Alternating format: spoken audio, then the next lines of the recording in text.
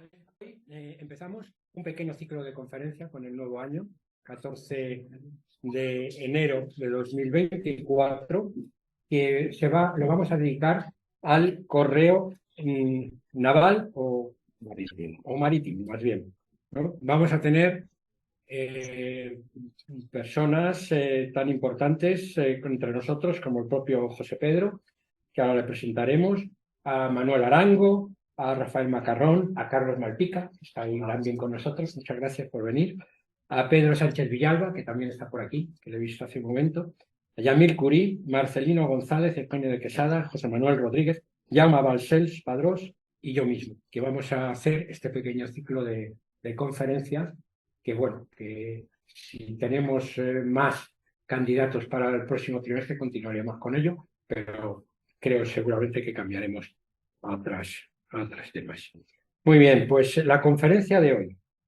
La conferencia de hoy, que es una introducción al correo naval de la Marina de Guerra italiana, que José Pedro nos hablará sobre los convenios que hubo y siendo esta Marina de Guerra italiana la primera, que en el año 1892 creo que fue, fue la primera que se acogió a estos convenios postales. José Pedro pues nos va a hablar de ello, de esos 125 años de correo postal que disfrutamos con la Marina de Guerra italiana. Vale, pues muchas gracias, José Pedro. Es un honor para nosotros tenerte una vez más aquí y adelante, cuando quieras. Bueno, buenos días a todos. Ante todo, comentar, daros las gracias por estar aquí y ante todo comentar los distintos tipos de conferencias que hay. Hay unas conferencias que son de investigación. Conferencia de investigación, un ejemplo fue la de José Antonio Raiz cuando nos habló de los descubrimientos que había hecho con el sello de los dos reales de color azul, o sea el invertido. O sea, es que eso es una investigación tremenda, son conferencias de investigación. Luego hay conferencias de colecciones, es decir, las conferencias de investigación tienen están acotadas a un espacio corto, una investigación determinada, en una hora poderlo hacer, pues es un espacio corto. Están las conferencias de las colecciones que tenemos. En un momento determinado hemos ido recuperando, coleccionando material y vamos haciendo la historia de esa colección de alguna manera que se ha hecho. Y yo diría que hay otras conferencias que son informativas, muy generales, que va a ser la que voy a hacer ahora. No hay ninguna intención ni de investigación, no es nada novedoso, no es nada nuevo, nada especial. Es una general sobre lo que ha sido la Marina de Guerra italiana, sobre los materiales que se pueden encontrar en la Marina de Guerra italiana, la Marina, la Regia Marina en realidad, porque la Marina de Guerra italiana tiene dos etapas. La primera hasta 1946, que es la Regia Marina, que era la Marina Real, y luego a partir del 46, cuando ya desaparece lo que es la monarquía y todo lo demás, y se convierte en Marina de Guerra italiana general, de la primera época. Y no voy a...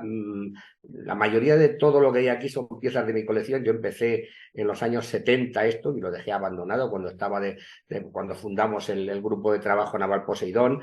Pues decía el otro día, ahora decía un compañero, digo, lo que me da pena es que de los 20 primeros socios yo creo que quedamos 5 o 6 de esa época. No quedamos muchos más.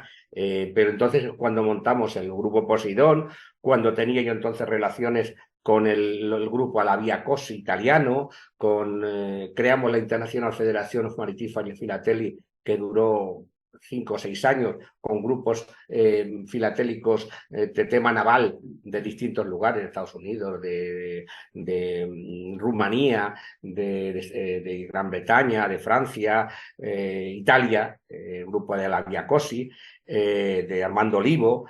Y bueno, pues en ese momento yo empecé a guardar cosas de la Marina de Guerra italiana e incluso hice algunos artículos en revistas, y después de 25 años retomo algunas de esas cosas para contarlas aquí. He puesto aquí 3 imágenes de 3 piezas curiosas, una del siglo pasado, el siglo pasado sobre todo, de la primera época, y una postal. Lo primero de todo, digamos que va a ser, a ver, lo primero de todo, va a ser hablar, para que veamos que no es nada nuevo, de las fuentes de las que me he guiado, las tres principales fuentes que hay. El primero es uno de... La primera obra que tenemos es una hecha en los años 70, el Servicio Postal de la Marina Italiana hasta 1920, de Ottorino Pieroni, que bueno, pues es el que me empezó, donde saqué muchos de los datos que se hacen. Son libros de 600 páginas que siguen estando totalmente activos, siguen valiendo perfectamente, y que no se mejoraron hasta que Giuseppe Marchese, un importante investigador italiano, se propuso hacer cuatro obras, 4 volúmenes del Servicio Postal de la Marina Militare, del cual solamente llegó a publicar 2, el 1 y el 2. El primero hasta 1915, hasta la Primera Guerra Mundial, el segundo de la Primera Guerra Mundial hasta el 18, el tercero, que estaba programado, fue hasta la Segunda Guerra Mundial, y el de la Segunda Guerra Mundial. La verdad es que se hicieron los 2 primeros, muy buenas obras. Giuseppe Marchesi falleció en el año 17, en 1917, y no llegó a terminar las 2 obras, que seguramente estarán en los papeles, como los que tenía Salvador Bofarul en su casa, los papeles de obras que inconclusas. Y el otro, con lo cual lo único que tenemos realmente documentado y bien documentado es la parte de hasta el final de la Primera Guerra Mundial. Y por último está el libro de Secchi y Balestra sobre el servicio en la Segunda Guerra Mundial. Bueno, pues también todos ellos están disponibles y se pueden conseguir, creo que fácilmente todavía, y a un precio asequible en Internet. Y a partir de ahí, digamos, pues vamos a ver cómo empezó el tema. Vamos a ver, ¿cómo empezó la Marina italiana? Pues empezó como Italia, con el proceso de unificación que se hizo en a mitad del 19. La Regia Marina, la Marina Real, se hizo con la mezcla de las distintas marinas que había, sobre todo de Cerdeña y del Reino de Nápoles. Se fueron juntando las distintas unidades, que además, tanto las unidades como los oficiales, cada uno tenía una formación diferente, y fue una amalgama, vamos a decirlo así. De hecho, hasta la primera enfrentamiento que tuvo contra el Imperio Austrohúngaro, recibieron una auténtica paliza de los austríacos, del almirante Tegendorf, que fue el que lo hizo, pero se propusieron desde el primer momento hacer una marina fuerte. De hecho, en 1881 y el 82 prepararon 2 acorazados, construyeron 2 acorazados, el Cayo Duilio y el Enrico Dandolo, que eran los más avanzados del momento, porque había una propuesta de un país con una cantidad de costas tan grandes como es Italia, pues que tuviese una marina potente. De hecho, la foto que hay abajo no es de la Marina, es de la exposición, es una foto de un cuadro de la Exposición Universal de Barcelona de 1888. Fue una exposición que fue grandiosa en su momento en Barcelona, y llegó a juntar allí a 75 barcos de guerra y escuadras de los países más alejados, cuadras completas desde Rusia, Estados Unidos. Fueron a 77 buques de guerra, que no ha habido nunca en Barcelona esa cantidad de buques de guerra en ningún sitio, y entre ellos estaban la primera salida, digamos, publicitaria que hizo la escuadra italiana en su momento. ¿Y en son de paz? ¿No? Sí, en son de paz, nada, mire, estaban ahí colocaditos todos para que se les fuera viendo lo potentes. El violín fue ya lo siguiente. Sí, el violín es posterior, ese ya tenía otra historia.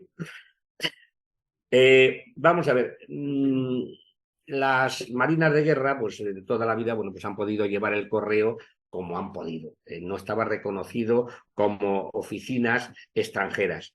En el Congreso del Cuarto Congreso de la UPU de Viena, que fue hasta el 4 de julio del 91, que es donde estaban 49 países, bueno, pues estableció la posibilidad de hacer a bordo de buques de guerra y a buques no de guerra que navegasen fuera de sus aguas, la posibilidad de crear oficinas postales que tendrían reconocidas en los países por los que pasasen.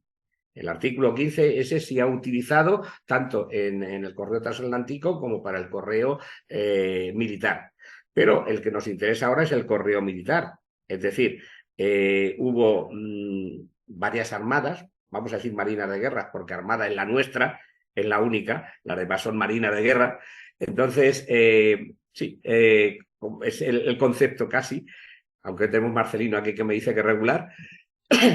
Pero la cuestión está en que la primera marina de guerra que aprovechó ese artículo fue la de Italia, que llegó a un acuerdo el 25 de julio del 92, es decir, un año después,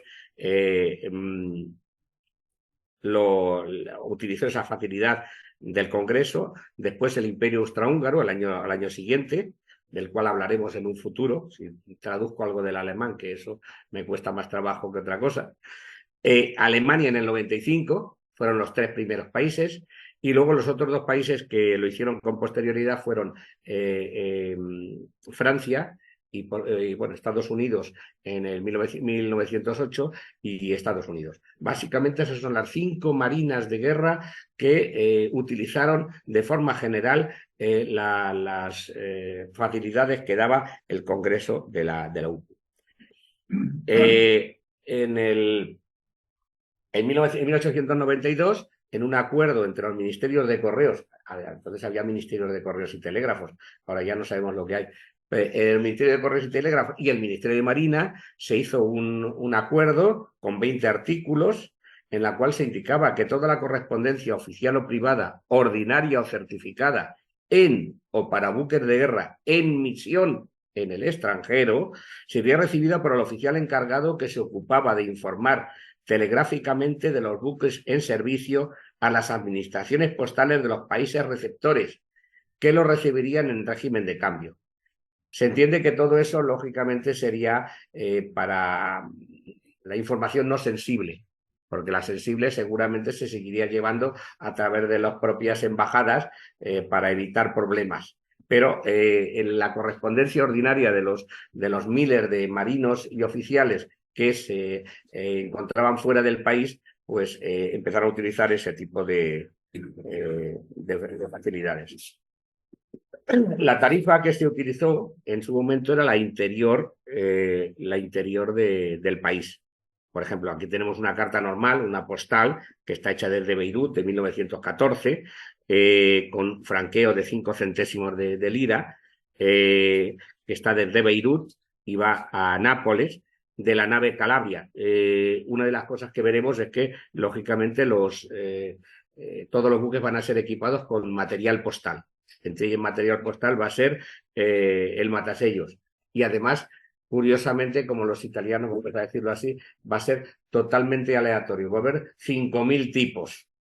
5.000 tipos. Y estamos hablando de 120 años. El artículo 14 dice que el matasellado de los buques debe realizarse con un fechador, por lo cual ya nos está hablando de un fechador en poder del oficial comisario. El material necesario para el servicio, los sacos, matasellos, etiquetas de certificado, lámparas de lacrar, sobres estampados, serán proporcionados por el Ministerio de Correos. Es decir, se crea ya una infraestructura dentro de los barcos que va a ir variando muchísimo según las épocas. Porque no todos los barcos van a recibir todo, no todos los barcos van a tener un encargado, con lo cual va a ser muy particular toda la historia.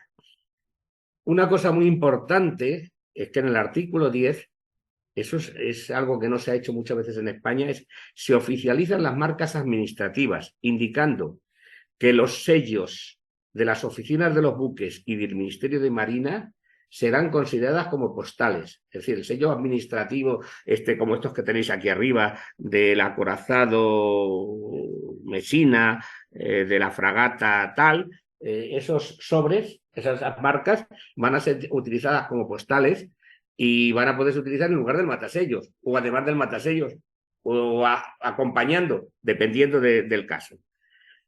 Aquí tenemos una de 1892, una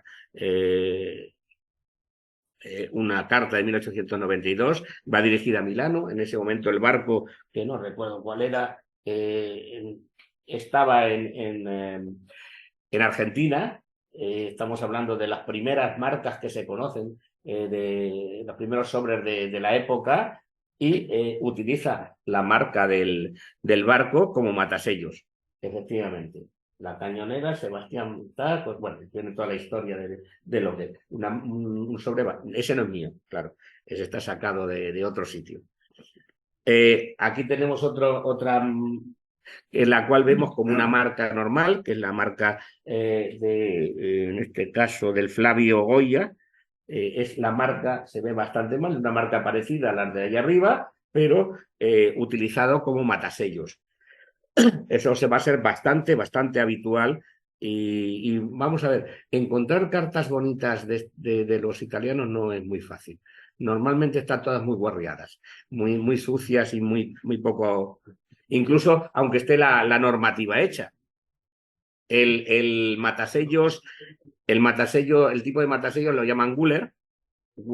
El empleo del guler, que es el tipo de matasellos, es obligatorio en el extranjero y debe colocarse en el ángulo superior derecho, y si hay franquicia, en el inferior izquierdo. Aquí tenemos una de las cartas de las que, bueno, pues que estas sí que siguen la normativa, pero claro, lógicamente va al ministro de Marina, es una carta oficial. Y bueno, pues ahí efectivamente el sobre es oficial, es de color marrón y utiliza lo que es el matasellos del cuarto, me parece que quiero recordar, que es el barco del cuarto, uno de los que participó en la Guerra Civil Española, de los que más participó, y la marca de franquicia en la parte inferior.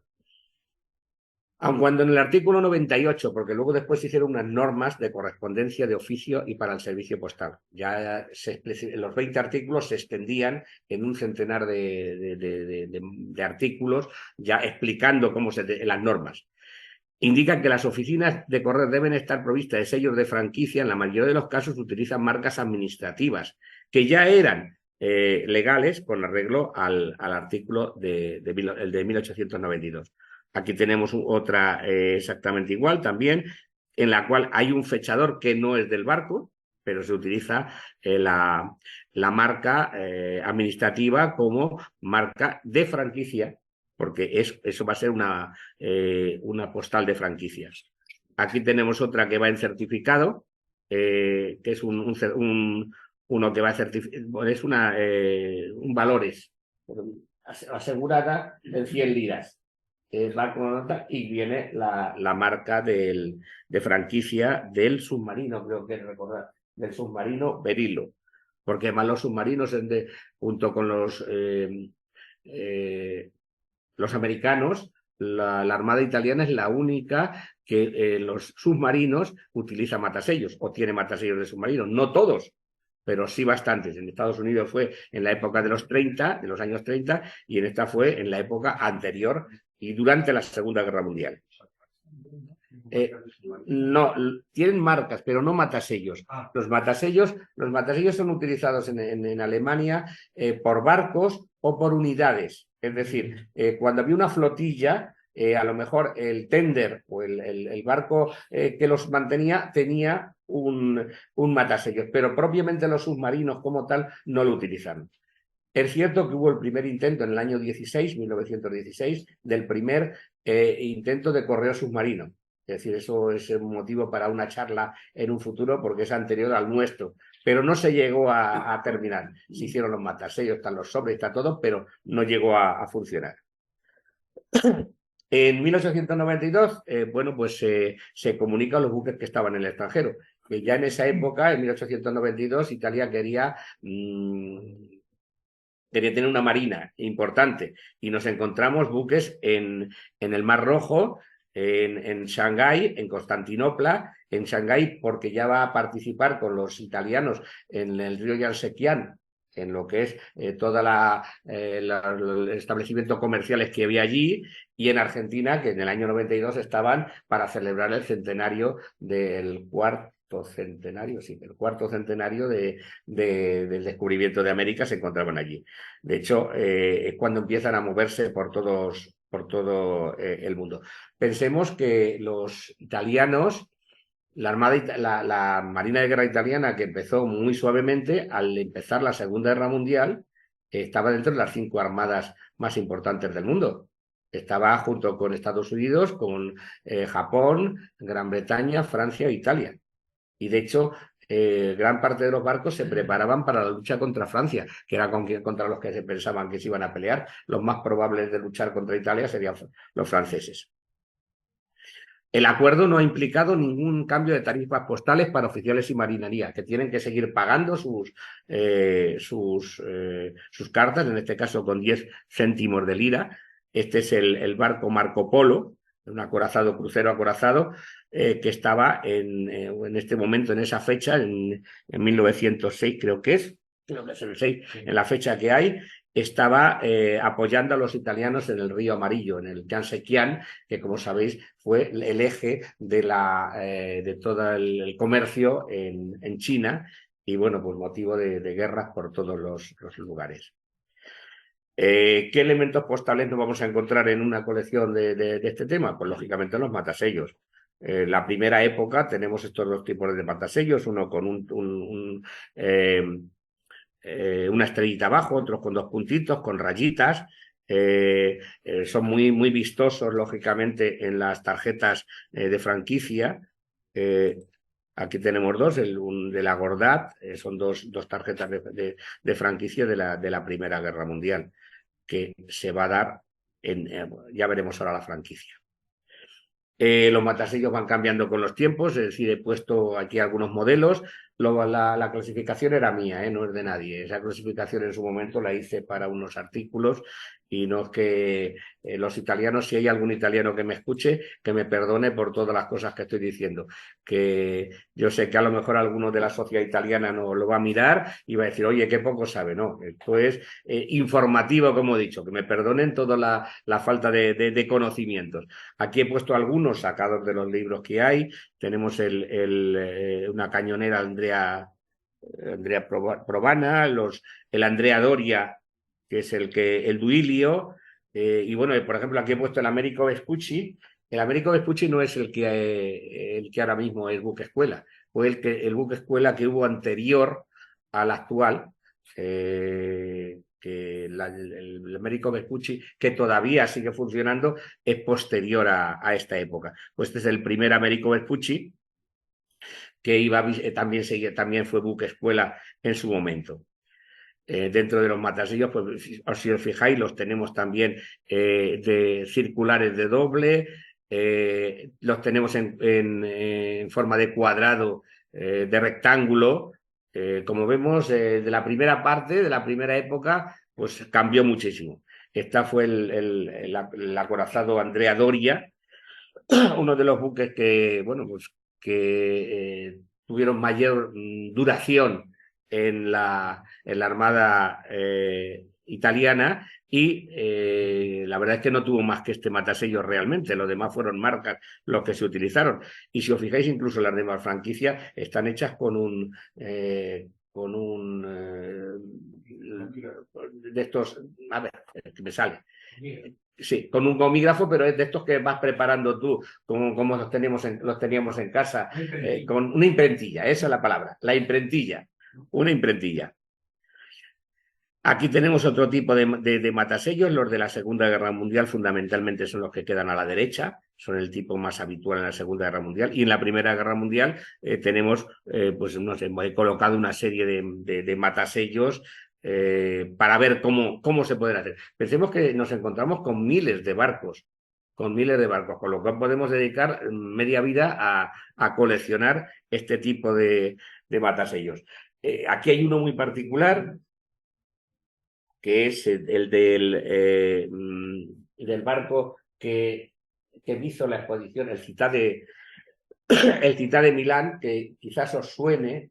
Bueno, el barco no lo sé, pero suena porque fue el que asignó el gobierno italiano a la expedición de Nobile, al Ártico, la expedición que llevó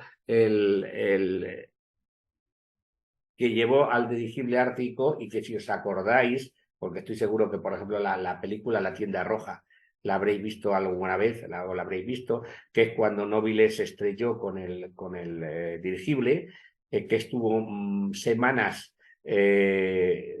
sin que se descubriera dónde estaba, porque además la culpa la tuvo el capitán del barco este, que no se dedicó a buscarlo, y luego tuvieron que intervenir todos los nórdicos, los países nórdicos, para intentar rescatar a Nobile. Tiene una historia completa que es motivo de una charla y de leer un libro interesantísimo sobre la historia del Ártico.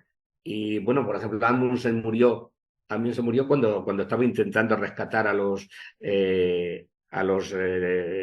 tripulantes del Ártico. Y al final fueron rescatados por un barco rusos, por los rusos.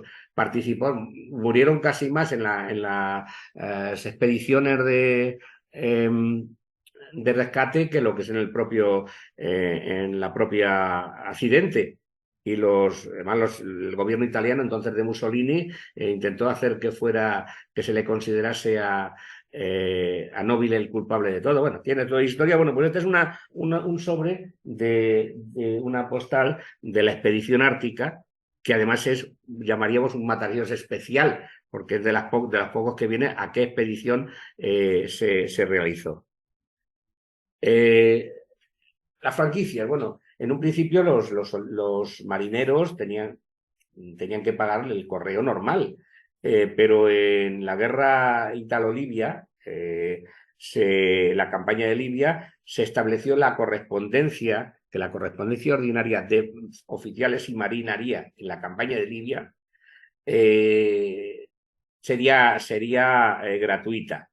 Esto se extiende en la época de la Primera Guerra Mundial en campañas posteriores, incluidos en la Segunda. Tenían que estar en campaña y en el extranjero. Curiosamente, en la Guerra Civil Española, ellos no consideraban que estuvieran en periodo de guerra, con lo cual la intervención italiana en la Guerra Civil Española no implica la exención de franqueo para la correspondencia de los marinos.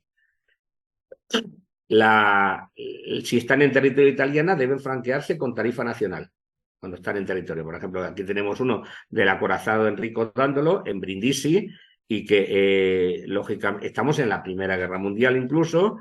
Aquí le tenemos que tiene a la derecha el matasellos de la nave Dandolo, en los sellos correspondientes y la marca de franquicia, que va a ser otro de los elementos fundamentales de estas colecciones. Y aquí tenemos una que quiso pasarlo, que estando en La Spezia quiso mandarlo de forma gratuita, y le cascaron la tasa por intentar colarse. Bueno, pues la verdad es que la exención era fundamentalmente a los que estaban fuera de territorio italiano y en el periodo de guerra. Lo cual no implica que no haya casi tantas excepciones como casos, porque los italianos también son muy particulares en esas cosas. Igual que nosotros dejamos pasar la próstata talibana o lo que sea, pues ellos también han dejado pasar según quien correspondiera.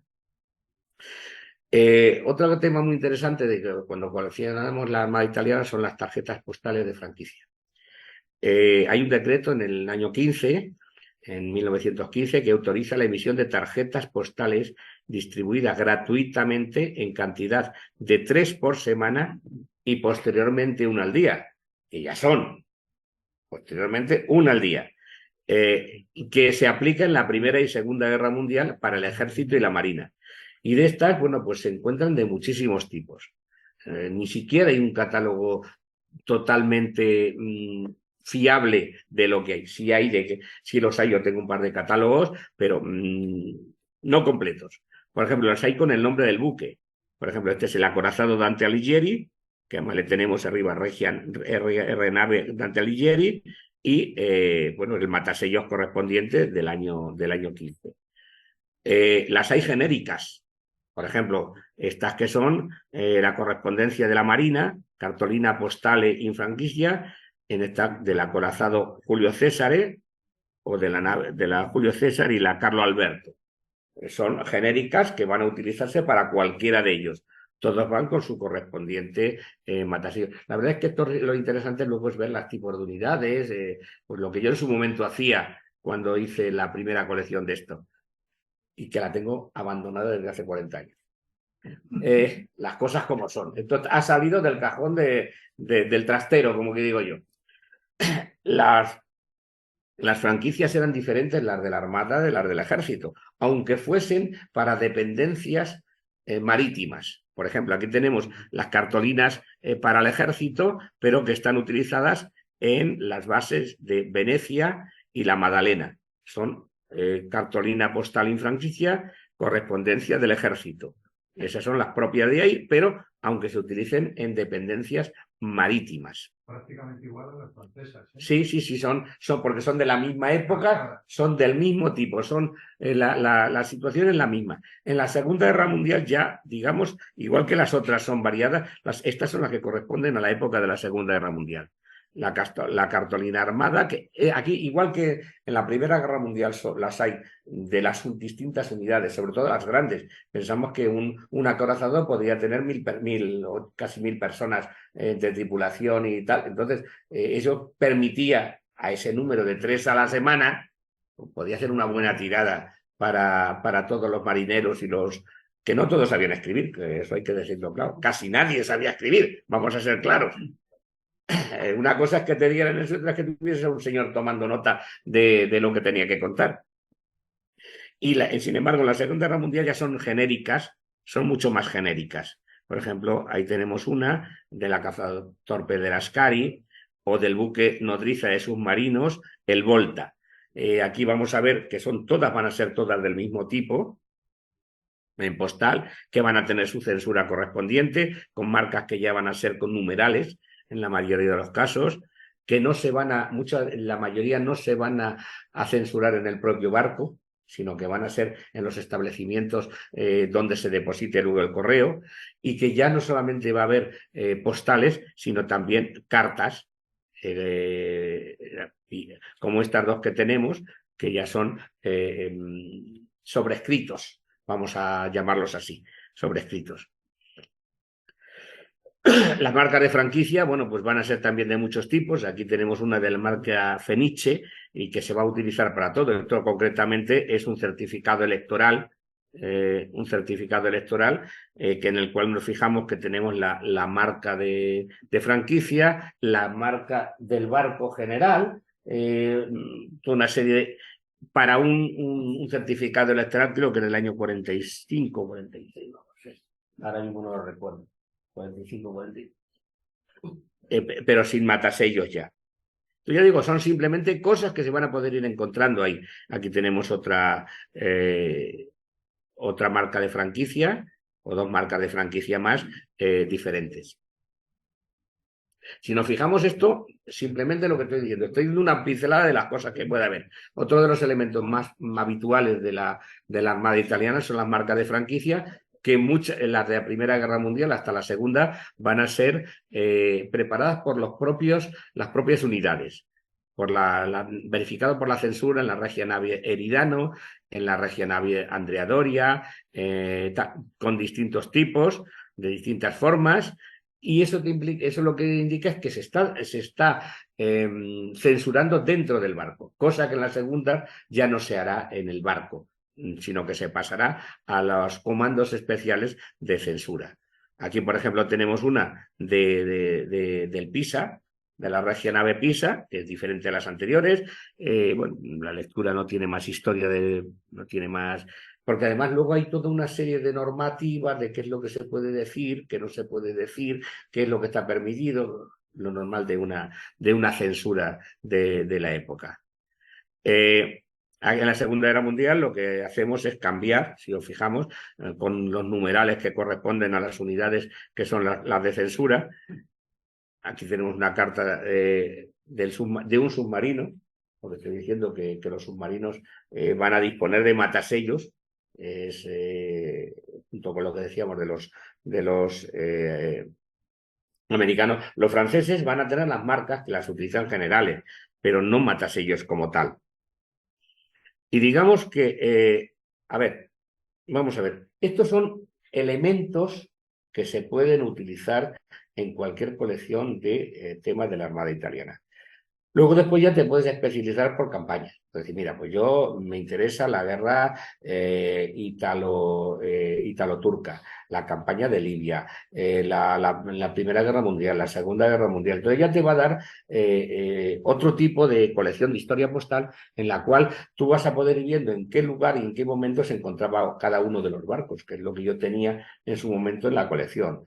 Qué barco se encontraba en tal sitio, estaba haciendo esto, estaba haciendo lo otro, más luego lo que es la historia postal del franqueo, etcétera, etcétera, que bueno, pues que es más genérica, que es lo que hay. O las marcas, la tema de marcofilia.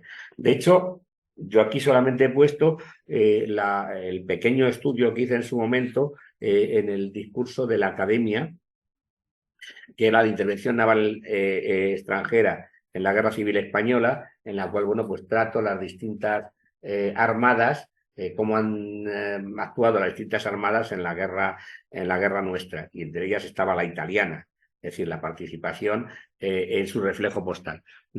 Aquí solamente lo mismo, voy a dar una pincelada porque eso pues son motivos de otra conferencia o de otro tema. Pero lo que me refiero es cómo se puede tratar o qué se puede tratar sobre la Armada italiana en alguna de las campañas. Entonces, concretamente, en el discurso pues hablaba de la recogida de refugiados, hablaba del comité de no intervención, del control del comité de no intervención, o del desarrollo de los acuerdos navales de Nión, del acuerdo de Nión.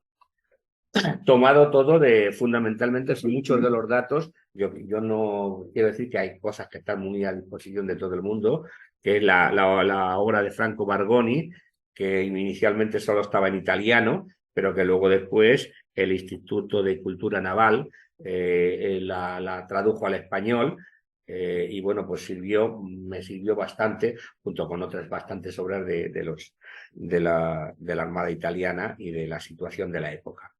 Incluso comenzando que el primer barco que hay reflejo en esa época es el Cablero Città de Milano, que es la primera unidad extranjera que llegó al buque, estaba de casualidad y le tocó en el buque en Tánger cuando el 19 de julio, bueno, pues empezaron a ver que ahí había problemas y sabemos que Tánger tenía una situación internacional, tenía un estatuto internacional. Bueno, pues con el primer barco que llegó fue el Città de Milano y le dijeron al capitán, el comandante entonces, que tenía que hacerse cargo de la situación allí. Luego fueron llegando los barcos de otros países, pero el primer barco que llegó a Tánger fue el Città de Milano. Las tres actuaciones fundamentales que tuvieron, pues en la recogida de refugiados, por ejemplo, he puesto aquí algún ejemplo, el crucero Fiume, que llega a Barcelona el 22 de julio y inicia la evacuación de los italianos, el Maestrale, que llega a Palma el 27. El Maestrale fue uno de los que más actuó, y este tiene una cosa muy particular, porque aunque hemos dicho que todos los barcos tendrían que tener franqueo para que los soldaditos mandasen las cartas, pues resulta que este fue uno de los barcos típicos que no tenían franqueo de ningún tipo. Y entonces arriba, aunque no se lee bien, dice, no hay franqueo, no hay sellos de franqueo, y se circuló. Y de estos del Maestrale, por ejemplo, tenemos cartas que han llegado a Italia y les han cobrado la tasa por no tener franqueo al receptor, y otras que simplemente las han dejado pasar. De todo, o sea, quién se la han cobrado y quién no se la han cobrado. En este caso no tiene... Sí, parecen españoles. En este caso, pues te pone la marca. Creo que no he puesto ninguna creo que no está con la tasa, con los sellos de tasa, pero vamos, los tenemos de la A y de la B. Y ellos no consideraban que estuvieran en guerra, o sea, que con lo cual tenían que pagar. Esta es de la colección de Julián Palmero, que es uno de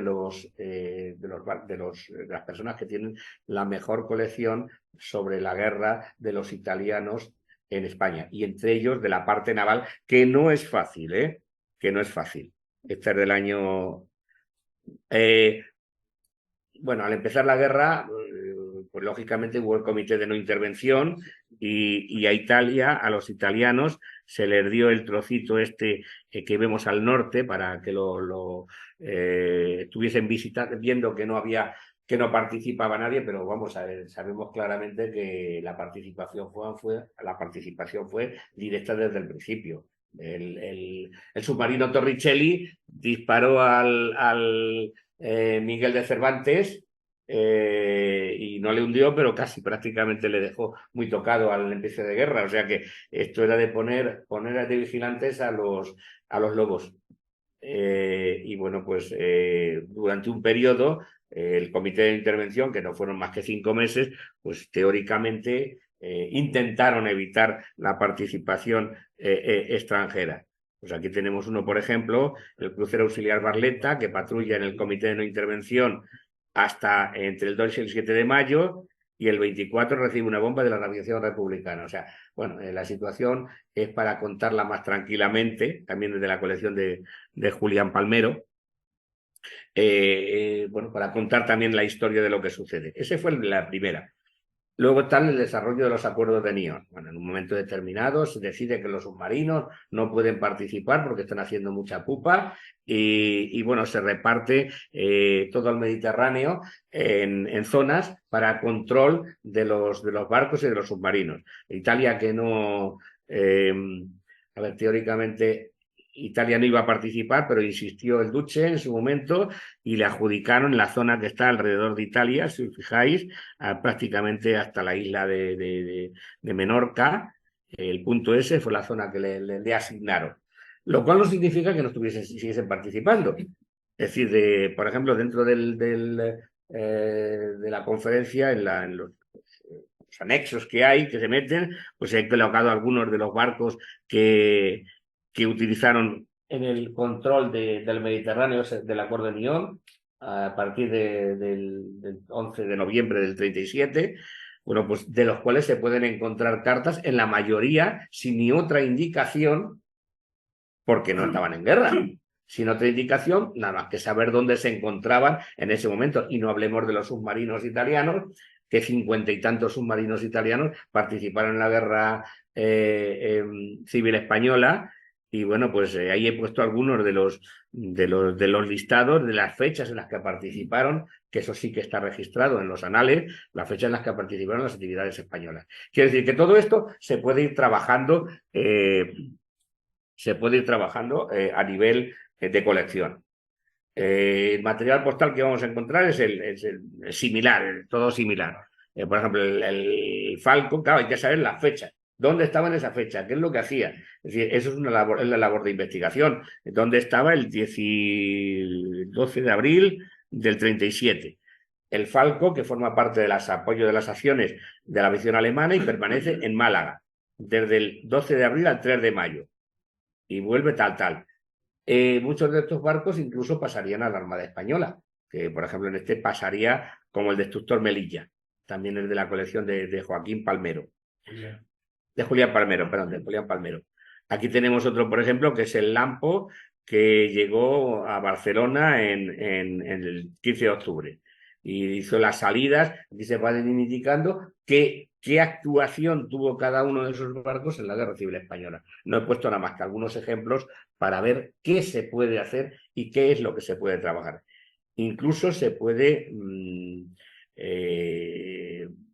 los que somos aficionados al tema naval podemos retratarnos a épocas anteriores. Por ejemplo, si encontramos esta pieza del Giuliano Pepe, que dice, bueno, ¿y qué tiene que ver el Giuliano Pepe? Bueno, pues el Giuliano Pepe pues es un barco que, como veis, participó en la Primera Guerra Mundial, que tenía su propio matasellos y que cuando pasó a la Guerra Civil, o sea, en la Guerra Civil se le pasó al gobierno nacional con el nombre de Huesca. Este es el Huesca. Pero claro, en la etapa anterior que tenemos, a mí, por ejemplo, una de las colecciones que tengo que me gusta mucho son los barcos americanos que pasaron la Armada Española, pero Bueno, el Dédalo, por ejemplo, es el ejemplo más, es el Cabot. El Dédalo fue el portaaviones número 29 de la Armada, el CUE 29, que se convirtió en el Dédalo. Era el Cabot, el USS Cabot. Pues igual que eso, pues conocer la historia de los barcos que han sido de la Armada Española, pero en el periodo que estaban en otro periodo. Porque de los otros hay el Reina Mercedes, por ejemplo, que le reflotaron los americanos en el 98 y le convirtieron en buque pontoon, distintas cosas. O los de los más raros, mucho más raros, que son el Quiros, el Elcano, que eran en Filipinas, en las cañoneras que pasaron a la Armada Americana. Y no les cambiaron ni el nombre. Seguía siendo el Elcano, pero que son muy raras, hicieron el control del río Yangtze. Bueno, pues esto concretamente pues son barcos, por ejemplo, que han participado, el Poerio, por ejemplo, la nave Poerio, también en la Primera Guerra Mundial, con la marca de censura, y me parece que fue el Teruel. Pasó a la Armada Española como el Teruel en la guerra civil, son de la colaboración que tuvo Italia con la Armada, con el ejército y la Armada de Franco. Y digamos que todo esto son cosas que se pueden ir entreteniendo uno. Ya os he dicho que no iba a ser una conferencia, es una conferencia general para ver lo que se puede hacer en cualquiera de las campañas. Y no voy a daros mucho más la lata, o sea que yo quiero daros las gracias por estar tan atento en un tema que en la mayoría de los casos ni os interesa, ni es nada particular, pero bueno, puesto que era un tema, vamos a empezar un ciclo de tema marítimo y naval, pues hemos querido empezar por eso en el año 2024. O sea que muchísimas gracias a todos, lo que me queréis preguntar aquí está. Y eso es todo.